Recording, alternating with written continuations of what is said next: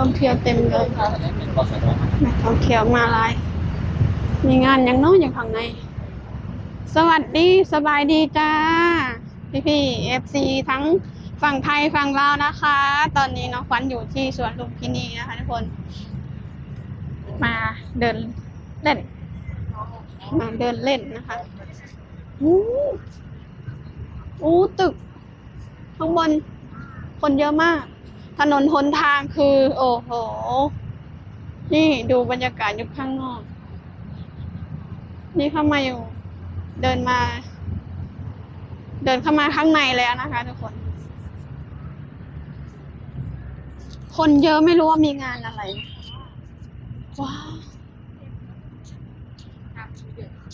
คนเยอะไม่รู้ว่ามีงานอะไรเดี๋ยวน้องขวัญจะพาไปดูว่ามีงานอะไรสวัสดีพี่ๆนะคะโหนักท่องเที่ยวเขาเจ้าหนังเต็มจากมีงานอีกเขาจะมาหนังเต็มป้าอุ้ยวันนี้มีน้ำพุด้วยอยู่ข้างในมีน้ำพุด้วยน้องขวัญมาคนเดียวนะคะน้องขวัญมาคนเดียวว้าวคนเยอะจังงานอะไรกันเนาะมีงานอะไรกันเนาะ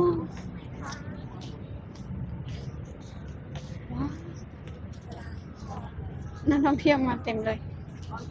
น้องขวัญใส่ชุดนี้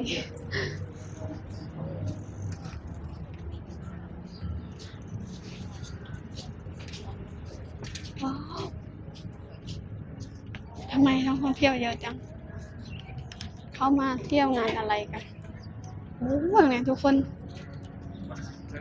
เสียงดังมาก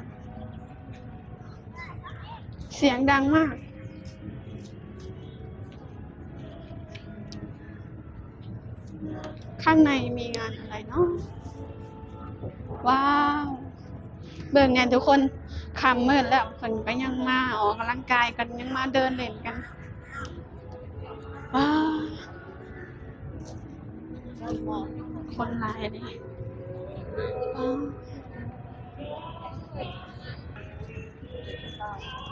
ว้าวทุกคนเบิ่ง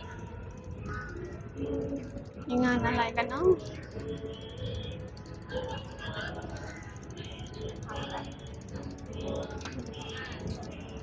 สวยสุดยอดนี่นะคะทุกคนอยู่ประเทศไทยนะไม่ว่ากี่โมงเขากะพากันย่างเนาะย่างแล้วก็มาออกกำลังกายกันเต็มเลยแบบนี้โอ้ข้างในก็เต็ม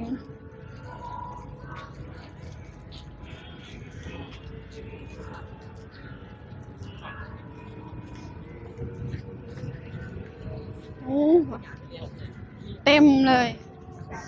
เขาจะมาเบิกอย่างกันโอ้พระจันทร์ดูทุกคนพระจันทร์ดวงมักใหญ่นี่เบิ่งพระจันทร์ดวงมักใหญ่ทุกคนป้าขากันเลยงามเลยทุกคนสวยงามเลยว้าวน้องควันบอกว่ามีงานอีกอย่างนะน้องควันบอกว่ามีงานอีกอย่างแต่น้องควันกลับมา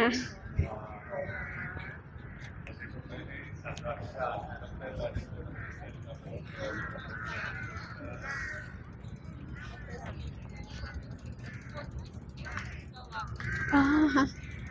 คนหลายเลยทุกคนน้องควันบอกว่ามันมีงานอีกอย่าง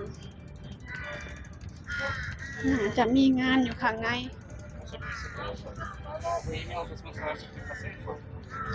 นี่นะคะทุกคนนักท่องเที่ยวหลายขนาดนี้แต่ขยะไม่มีเลยขยะบ่มีเลยทุกคนประทับใจแฮงบ่แนมหาขยะชักชิ้นกับบ่มีเลยโอ้โหสุดยอดเมืองไทยสุดยอดอีหลี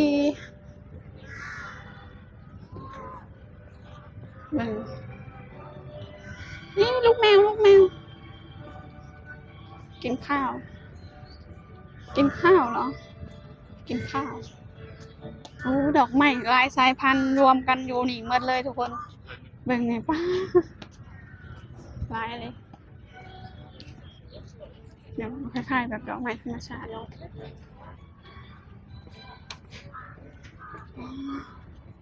โอ้ข้างในเต็ม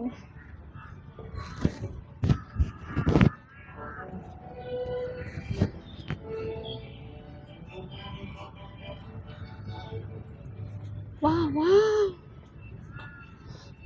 เดินไปเรื่อยๆทุกคนตอนนี้น้องควันก็รู้สึกเมื่อยๆเขายังไม่ได้กินนะ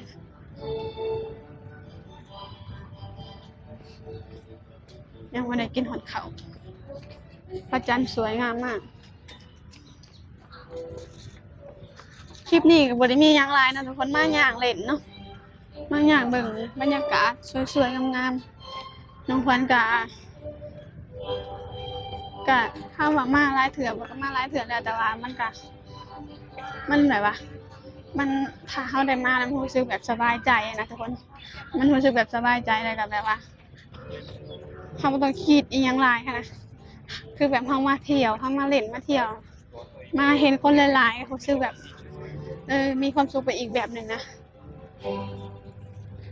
โอ้มีงานดีทุกคนมีงานอีหลีแต่บ่รู้ว่างานอีหยังงานดนตรีบ่หรือว่างานนี้โอ้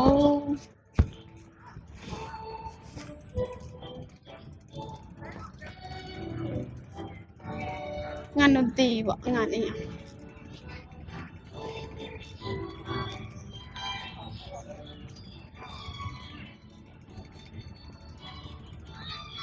โอ้คนหลายแท้คนหลายนี่ทุกคนว้าว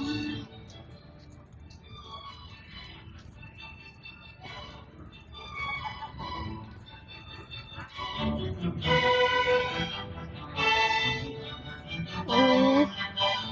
งานดนตรีโอเคนะทุกคนน้องควันนะขอจบคลิปไว้เพียงเท่านี้ก่อนเด้อจ้าเด้อเดี๋ยวพบกันใหม่คลิปหน้าจ้าคลิปนี้ก็ขอกล่าวคำว่าสบายดีสวัสดีค่ะ